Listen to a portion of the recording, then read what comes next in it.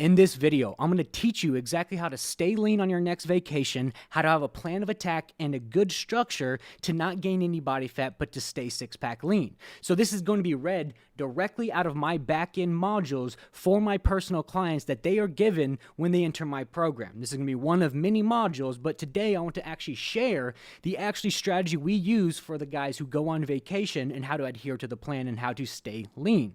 And so getting into this video, you have to understand is that this concept and understanding how to navigate vacations is going to be very important for understanding sustainability long term. Because where I see a lot of people go wrong is not having a correct structure or a plan of attack when it comes to vacation planning, work trips, and planning for the eating out on the weekends with the wife. All these certain life scenarios are important for understanding sustaining a healthy lean physique and not regressing and not falling off the track. Because understanding education is where sustainability comes from. Once you have the correct education, you can have a plan of attack, you can understand how your body works, you can understand exactly what you need to do in what scenario. Because a lot of people in the industry and a lot of people watching my videos, they don't have a plan of attack. They don't know what to do in these certain scenarios. And this is my point, is to share with you guys how to, so you can create more sustainability and you can stay leaner for longer. So getting right into the video, the first thing you want to do, and I tell all of my clients this, is first just enjoy yourself, right? You're on vacation. At the end of the day, whatever happens when you do on vacation, I tell my clients this, I will fix it when you get back, but we do want to have a good structure and a plan of attack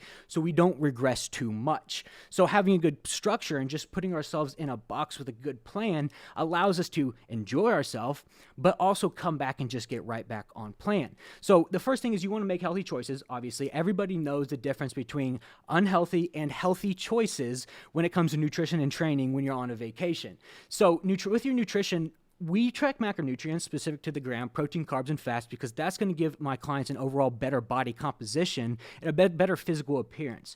But in the absence of macronutrients, we track calories. So calories affect your weight, macronutrients affect how you look, and micronutrients affect how you feel. So in the absence of not being able to track macronutrients, we track calories to keep ourselves maintained. So let's say that a client has 2,600 calories in their meal plan and they have certain macronutrients associated to those 2,600 calories, but you have a vacation coming up, and what we do when we teach our clients is use the calorie bank method, right? So now we go on the vacation, each day we should know that we just have to hit 2,600 calories. We just have to stay under that 2,000 calorie range so we don't gain any weight. Calories will ensure that you don't lose a bunch of muscle or gain a bunch of body fat, but we maintain the weight that we're currently at. So within those 2,600 calories, we want to be smart and we want to have a good plan and approach. So what I tell my clients, and we actually have 2 clients on vacation right now, and this is the exact concept that I taught them, is that when we're on vacation, we want to stay relatively protein focused. So I teach a lot of my clients every aspect of nutrition and other different dieting methods as well. So obviously you guys have probably heard of keto,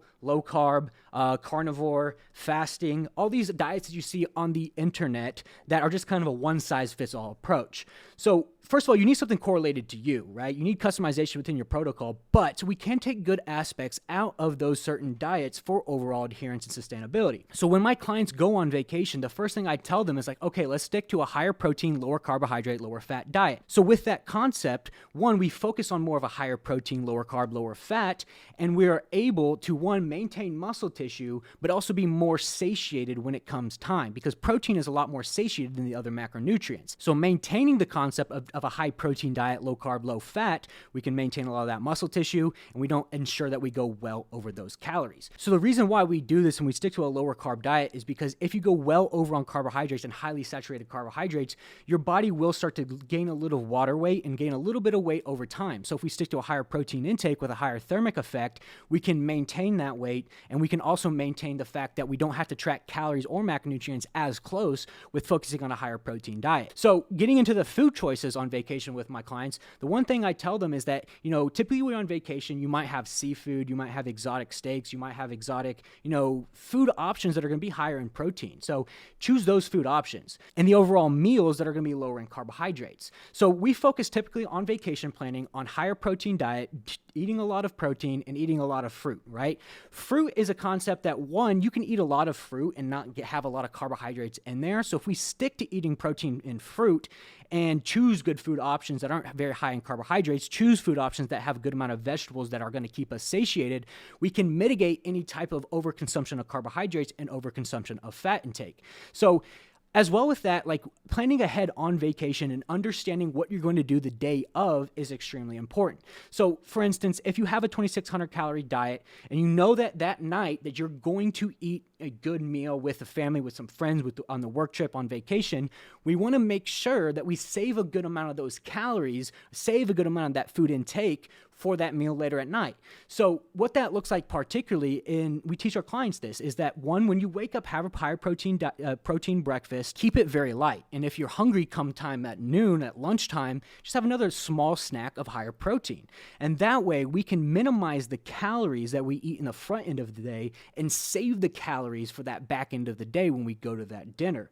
And what that allows us to do is when we sit down at that dinner, we can choose a higher protein option, choose a vegetable, and we don't have to worry too much about going well over on calories, because the whole concept relies on just staying within a certain calorie amount for the period of that vacation. So overall, from a nutrition perspective, one, we stay within 2,600 calories, we make sure to focus on high protein and fruit, and we save calories and we plan ahead when we know we're going to go out to dinner that night, but we don't get too overwhelmed and overthink that dinner, right? It gives us a little bit of flexibility, and it also gives us a kind of structure to go off of so we can maintain why we are there. So next would come like training. So obviously, like when you're on a vacation, you might not be training as much, you might not have access to the gym, but if you do, that's great. But in certain cases, we might not. So let's say option one, that you do have a gym on that vacation. So what you can do is go to that gym 2 to 4 times a week and just, get a workout in. It doesn't need to be something specific. It just is good to overall go and work out, sustain that muscle tissue, and to just burn a little bit of calories.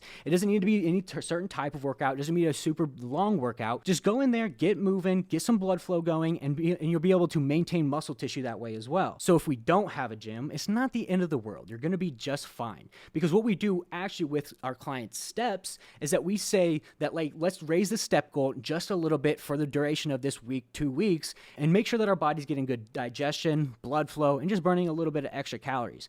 So what that would look like specifically is that, typically our clients are on 8 to 10K step goal per day. So if a client goes on vacation, we tell them, like, let's raise your step goal per day just a little bit, because on vacations, most of the time, you're going to be walking more than you usually would anyways. And so taking an extra walk, making sure to get maybe 12 to 15K steps a day will ensure that your body will stay lean, that you're burning calories, and that your digestion is optimizing as well. And so raising that step goal and having that structure of just walking more per day when you're on that vacation is extremely beneficial for sustaining that weight that you're currently at. So this whole concept is, if you have a gym, great. If you don't, not a big deal, but let's raise our step goal and have a structure of a step amount, and so we can keep our body moving and we can keep our body burning calories, good blood flow, good digestion. So the last thing is, like, there needs to be a certain expectation with how your body works when you're on a vacation, so you come back and you don't have to overdo cardio and just burn a lot of calories.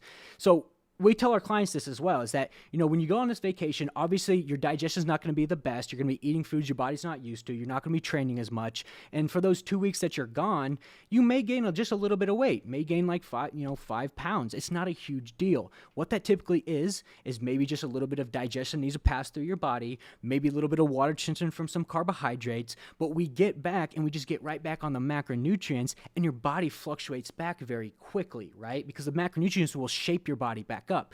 So the expectation is, hey, we might be up a little bit when we get back. Do not freak out. It's not a big deal. That's expected. Here's what we're going to do to fix it. Because the expectation, and having that expectation with how your body works, and the expectation when you get back, is extremely important for the next steps. Because a lot of guys, what they'll do is they'll go on vacation and they'll come back and they'll just think, oh, I got to crank up cardio. I got to, lower the calories significantly.